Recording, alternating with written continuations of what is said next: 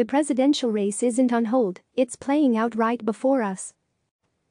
Washington. The campaign rallies are a distant memory. The final chapter of the primary calendar is awash in uncertainty. The summer political conventions are in doubt. Yet it would be a mistake to think the 2020 presidential race is on hold. In fact, it's unfolding right before our eyes.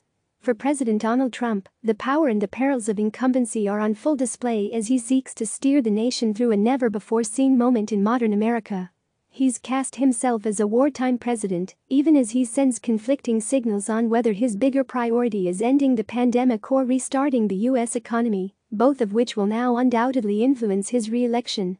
"It's hard not to be happy with the job we're doing, that I can tell you," Trump said Wednesday in the White House briefing room, where he stands before dinnertime most every night to deliver a rosy assessment of the crisis that seldom mentions the rising U.S. death toll, overwhelmed hospitals, and cries for help from doctors, nurses, and local leaders.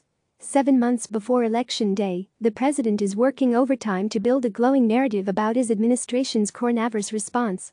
Visit CNN's Election Center for full coverage of the 2020 race. His rally-like rhetoric from the White House may be paying dividends, for now, at least, as 3 polls this week show more Americans view Trump's handling of the crisis through a positive light than a negative one. His approval rating has ticked up. It's an open question whether those early reviews represent more of a rallying effect, which presidents often experience during times of national emergency, or if the support will endure after the true scope of the deadly outbreak is fully known. Joe Biden and his advisors are racing to compete with Trump's megaphone and his often self-congratulatory version of events, which routinely clash with the truth. The Biden team is working to adapt to the new realities of a campaign playing out in a nation under quarantine, isolation, and fear. "I don't care whether the president's numbers are going up and down," Biden said Wednesday. "I know, along with anybody else who's ever dealt with these kinds of things, like we did in our administration, that time is of the essence. Time is of the essence." Speaking from his home in Delaware, where aides built a basement television studio, Biden took pains not to overtly politicize the coronavirus spread. He even said he would welcome a strong approval rating for Trump if it pushed the White House to provide needed assistance to cities and states. "I hope that he's so strong that he's up way above that, because we need the help now," Biden said. "We need help now." The urgent empathy in Biden's voice underscored the uncertainty and fragility of this moment.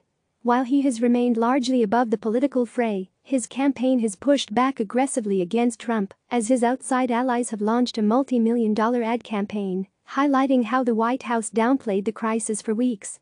The primary campaign may be frozen in time, with several states postponing elections until June, and Bernie Sanders staying in the race, even though Biden has built a nearly insurmountable lead in delegates. But the general election has already begun, a contest that is remarkably more complicated in the wake of the coronavirus pandemic. This campaign can't be on hold. The events of the coming weeks could shape the race for months to come, several Democratic strategists say, arguing the party cannot afford to cede this moment to Trump or allow Republicans to derisively define Biden while he is striving to put the crisis above politics. "This campaign can't be on hold," said Robbie Mook, who ran Hillary Clinton's race against Trump in 2016. "This is the campaign." Facing the biggest challenge of his presidency, Trump had been missing something he relishes: an enemy to vilify. Now, he's taken to blaming China for inflicting pain on the world and has returned to lashing out at the media to portray himself as a victim to his supporters. To Mook, it's a familiar pattern that he saw slowly unfold 4 years ago. "People see 2016 as this crazy fluke, which it was in many ways," Mook said. "But that's missing the bigger point that Trump has a way of owning what we're talking about and grinding in a set of doubts about his opponent. He projects his greatness weaknesses on his opponent, and I see that happening again."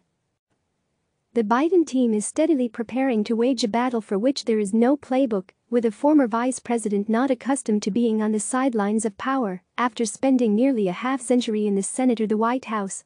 "I'm chomping at the bit," Biden said. "I wish I were still in the Senate, being able to impact some of these things, but I am where I am, and I hope to be the nominee of the Democratic Party, and I hope I'm able to get my message across as we go forward." But it remains to be seen how successful he will be in projecting that message. His aides have rushed to adapt to the rapidly changing environment, installing the television studio, launching a podcast, and increasing his visibility, all from his Delaware basement as he, like much of America, is working from home. A central issue a campaign once thought to be waged over the future of healthcare, economic fairness and America's place in the world is now revolving around something else. The administration's response to coronavirus and the economic collapse. How the nation recovers by November will be a key metric for voters. In the president's mind, a robust economy was always his best ticket to winning a second term.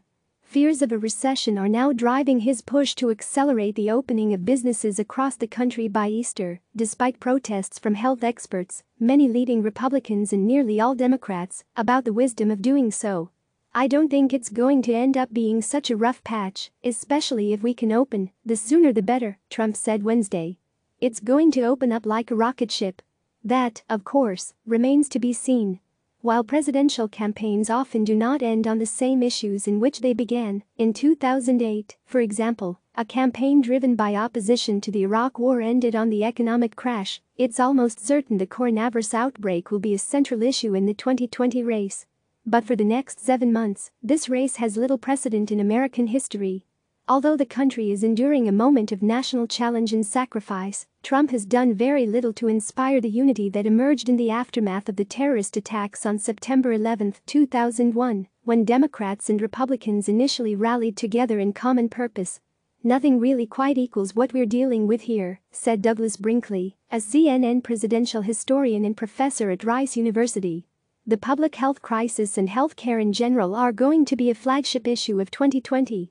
How prepared the Trump administration was for the coronavirus outbreak," he said, "is almost certain to be a central issue in the campaign, along with its competence and readiness for other types of calamities.